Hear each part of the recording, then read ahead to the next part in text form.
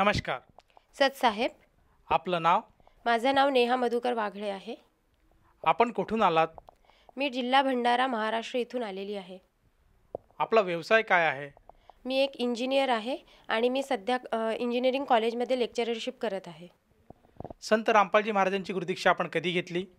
मी संत रामपालजी महाराजांची गुरुदीक्षा तशी तर 2014मध्येच घेतली, पण मी त्यावेळेस गुरुदीक्षा घेतल्यानंतर मला भक्ती तेवढी कळलेली नव्हती, त्यामुळे मी भक्तीमध्ये नव्हती. पण काही दिवसानंतर 2 वर्षानंतर माझं लग्न झाल्यानंतर मी 2016ला पुनरुपदेश घेतला आणि तेव्हापासून मी आता कंटिन्यू ह्याच भक्तीमध्ये आहे. संत रामपालजी महाराजांची गुरुदीक्षा घेण्याअगोदर आपण व आपला परिवार कोणती भक्ती साधना करत होतात? संत रामपालजी महाराजांची गुरुदीक्षा घेण्या अगोदर माझ्या आईकडे आहे त्याप्रमाणे सर्व देवी देवतांची पूजा, ब्रह्मा विष्णू महेशा गणेशजी, महालक्ष्मी बसते आमच्या इथे, ते सर्व देवी देवतांची पूजा वगैरे करायचो आम्ही. आणि खास करून मी ज्योतिषशास्त्र पण बघायची, कारण मला थोडे अडथळे होते अभ्यासामध्ये, परीक्षेमध्ये माझे पेपर्स वगैरे निघत नव्हते. तर त्यामुळे मी त्यांनी सांगितल्याप्रमाणे मंगळवार आणि शनिवार पिंपळाच्या झाडाच्या प्रदक्षिणा घालायचे 3, आणि शनिदेवाला तेल अर्पण करायला सांगितलं होतं, तर ते पण करायची. सूर्यदेवाला पाणी द्यायचं हे सांगितलं होतं त्यांनी, आणि त्यांनी जे जे उपाय सांगितले ते सर्व उपाय करायची मी. परीक्षेच्या वेळेस त्यांनी ज्या कलरचा रुमाल घेऊन जायचा सांगितलं तर करायचं. म्हणजे असे बरेचसे मी त्यांनी सांगितल्याप्रमाणे भक्ती केली ज्योतिषशास्त्राच्या नुसार. आणि बाकी तर आपले परत मी इंजिनिअरिंगला असताना साईबाबाचे गुरुवारचे व्रत केले 2 वेळा, आणि गुरुवार उपास करायची मी. आणि मी 8व्या वर्गात असताना आसाराम बापूजी यांची गुरुदीक्षा घेतली होती, आणि मी 5-6 वर्ष तरी त्यांना गुरु बनवलं आणि त्यांचे नामस्मरण करायची. संत रामपालजी महाराजांचं ज्ञान आपल्याला कसं कळालं आणि आपण त्यांच्या शरणात कसे आलात? संत रामपालजी महाराजांचं ज्ञान मला पुस्तकद्वारे कळालं. मला ज्ञानगंगा ही पुस्तक मिळाली, ती पुस्तक मी वाचली, आणि त्यानंतर मला सृष्टीची रचना कळाली आणि भक्ती कशी करायला पाहिजे हे कळलं. शास्त्रानुसार भक्ती कशी आहे कळलं. त्यामुळे मग मी ह्या भक्तीमध्ये मला इंटरेस्ट आला, आणि मग मी नामदीक्षा घेतली, आणि तेव्हापासून आता मग मी ह्याच भक्तीमध्ये भक्ती करत आहे हीच. जसं तुम्ही सांगितलं की आपण एक इंजिनियर आहात आणि सायन्सचे आपण विद्यार्थी आहात, त्याचप्रमाणे आज आपण इंजिनिअरिंग कॉलेजला आज प्राध्यापक आहात आणि सायन्स आपण विद्यार्थ्यांना शिकवत आहात. तर मग असं असतानासुद्धा आपण अध्यात्माकडे कशा वळालात? अध्यात्म, सायन्स जिथे संपते तिथूनच अध्यात्म सुरू होते.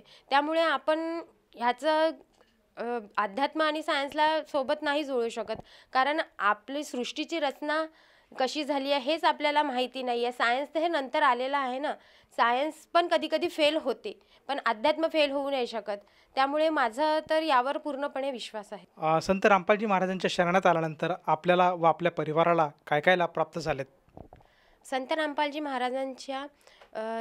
महाराजांची गुरुदीक्षा घेतल्यानंतर मला सर्वात मोठा लाभ तर हा झाला की मला आध्यात्मिक ज्ञान मिळालं आणि मोक्षाचा मार्ग कळला, जे की बाकी गुरूंद्वारे मिळालेली भक्ती करूनही पूर्ण मोक्ष मिळू शकत नाही. पण संत रामपालजी महाराजांनी दिलेल्या नामाद्वारे आपल्याला पूर्ण मोक्ष मिळतो हे मला कळलं, मोक्षाचा मार्ग कळाला. आणि महत्त्वाचं म्हणजे मला डॉक्टरांनी दम्याचा त्रास सांगितला होता. मला पाठदुखी, छातीदुखी आणि शिंकांचा खूप त्रास व्हायचा. माझा 2-2 महिने खोकला बसत नव्हता. तर मला डॉक्टरांनी आंबट खाणे वगैरे सर्व बंद सांगितलं होतं. पण मी 2014ला गुरुजींची संत रामपालजी महाराजांची नामदीक्षा घेतल्यानंतर मी भक्ती तर करत नव्हती बरोबर, परंतु मला कधी अडचण आली तर मी प्रथम नामाचा जाप सतत करत राहायचे ट्रॅव्हलिंगमध्ये वगैरे. तर मला तो त्रास ॲटोमॅटिकच बंद झालेला जाणवला, आणि त्यानंतर माझे रिपोर्ट्स पण नॉर्मल आले. मला कधीच दम्याचा त्रास झाला नाही. आणि 2020मध्ये माझ्यावर खूप वाईट परिस्थिती आली होती, कारण कोरोना होता. त्यामध्ये माझ्या मिस्टरांचा जॉब नसल्यातच होता, कारण पेमेंट बंद झालेला होता, आणि मी पण जॉबलेस होती, लहान मुलगा होता, खूप वाईट परिस्थिती होती. तर त्यावेळेस मला म्हणजे मी खूप एकदम अंतःकरणातून परमात्म्याला हात जोडले आणि म्हणाली, परमात्मा काहीतरी करा, आणि मला असं काहीतरी करा की मी कुणाच्या भरोशावर जगायची वेळ नाही आली पाहिजे. आणि त्याच वेळेस 2-3 तासानंतर मला एक कॉल आला, आणि मला म्हणण्यात आलं की इथे जॉब कराल का, आणि 2-3 दिवसांमध्ये मी एक CBSE स्कूलला जॉईन केलं आणि तिथे कोरोना काळामध्ये लोकांचे जॉब गेले, पण मला परमात्म्याच्या दयेने जॉब मिळाला.